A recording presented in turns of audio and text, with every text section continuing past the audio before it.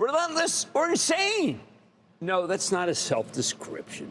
I'm talking about how this market could be up for 14 of the last 15 weeks, to the point where we've almost forgotten what it's like to go down. This hasn't happened since 1972. With interest rates tame and earnings much better than expected, investors have learned that you're much better off owning stocks than merely trading in and out of them endlessly. And that is something I totally agree with, as I discourage trading. Can this continue after a solid session where the Dow dipped 55 points, but the S&P gained 0.57%, and the Nasdaq pole vaulted an incredible 1.25%? Looking forward, it would take something really nasty to derail this rally. I mean, maybe it could be something like next week's Tuesday's Consumer Price Index reading. And without some extremely cool inflation data, the Fed's most likely on hold.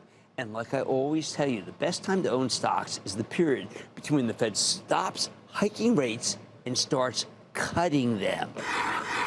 In other words, if we get a not too hot, not too cold CPI number, we can postpone the cuts and keep positive reactions to good earnings. We want good earnings, and we want the Fed ultimately to cut, but not start yet. As pernicious as inflation might be, never forget that its evil twin, deflation, can stop an economy in its tracks, as people will endlessly wait for lower prices before they buy anything. That's what's wrecking China right now. And I think we'll start seeing some of that exported deflationary prices from the PRC. Let's hope they get passed on to the consumer, that the Federal Reserve says, hey, we got another tailwind going here.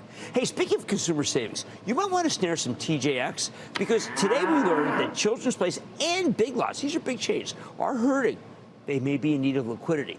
What can they do to raise some? Well, they should start selling some of their excess inventory, perhaps most likely to TJX, which will take the best. Now, we own this one for the Travel Trust because it's always the winner in these situations. And that's why with prices, its prices are so much lower than everybody else's. Had to put that out there because that's something I want you to buy on Monday.